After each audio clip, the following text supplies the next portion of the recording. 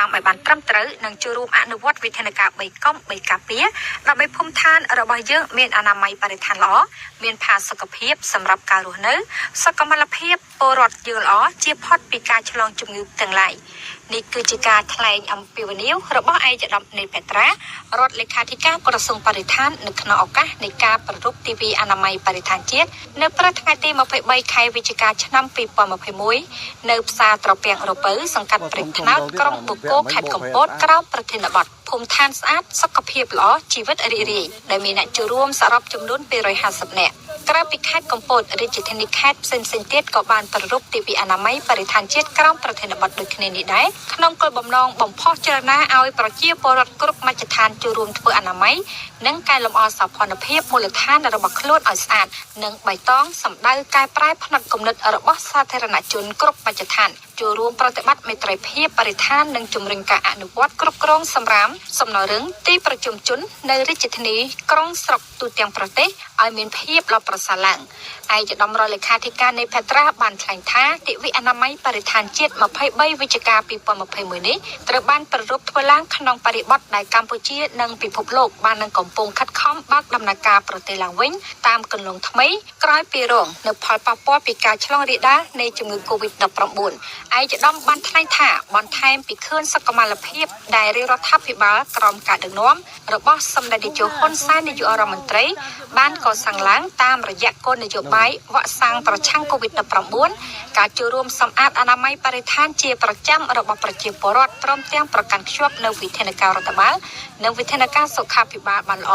និងធ្វើឲ្យសុខភាពរបស់យើងល្អនិងអាចទប់ស្កាត់ការឆ្លងរីករាលដាលនៃជំងឺ Covid-19 និងបង្ការជំងឺឆ្លងផ្សេងៗបានអាចសន្សំសំចៃថវិកាសម្រាប់ក្រុមគ្រួសារបានផងដែរឯកឧត្តមបានលើកឡើងថាការប្រារព្ធទិវាអនាម័យបរិស្ថានជាតិនេះក៏ជាផ្នែកមួយនៃការចូលរួមជំរុញការអនុវត្តគោលនយោបាយជាតិភូមិឃុំសង្កាត់មានសុវត្ថិភាពដែលលើកឡើងអំពីភូមិឃុំសង្កាត់ត្រូវតែមានអនាម័យល្អសោភ័ណភាពនិងបរិស្ថានល្អដែលសំដៅលើការមានវិធានការក្នុងការគ្រប់គ្រងថែរក្សានិងការពារធនធានធម្មជាតិនិងបរិស្ថានអនាម័យក្នុងភូមិឃុំសង្កាត់ប្រកបដោយប្រសិទ្ធភាពជាពិសេសយន្តការដោះស្រាយសម្រាប់ធ្វើឲ្យភូមិឃុំសង្កាត់មានសោភ័ណភាពនិងផាសុកភាពជាមួយគ្នានេះរៀបចំឲ្យមានការបញ្ជ្រាបការអប់រំដល់ប្រជាពលរដ្ឋអំពីច្បាប់គោលការណ៍និងវិធានការនានា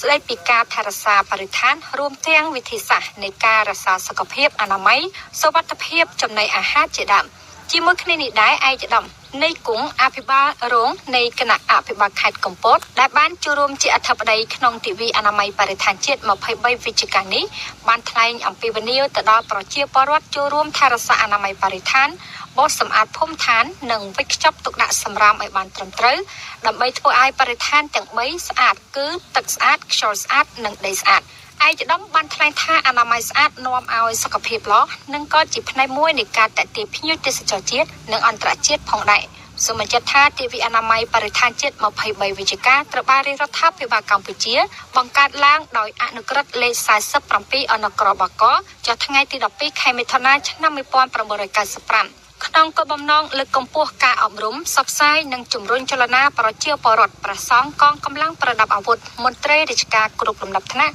សិស្សនិស្សិតឲ្យចូលរួមធ្វើអនាម័យកែលម្អសោភ័ណភាពទីក្រុងទីប្រជុំជនជនបទភូមិឋានវត្តអារាមសាលារៀនមន្ទីរពេទ្យរោងចក្រសហគ្រាសទីផ្សារនិងមជ្ឈមណ្ឌលសេដ្ឋកិច្ចសម្ដៅរួមចំណែកកសាងសង្គមកម្ពុជាឲ្យមានបរិស្ថានល្អស្អាតនិងភាពស្រស់បំព្រងកម្ពុជាបាន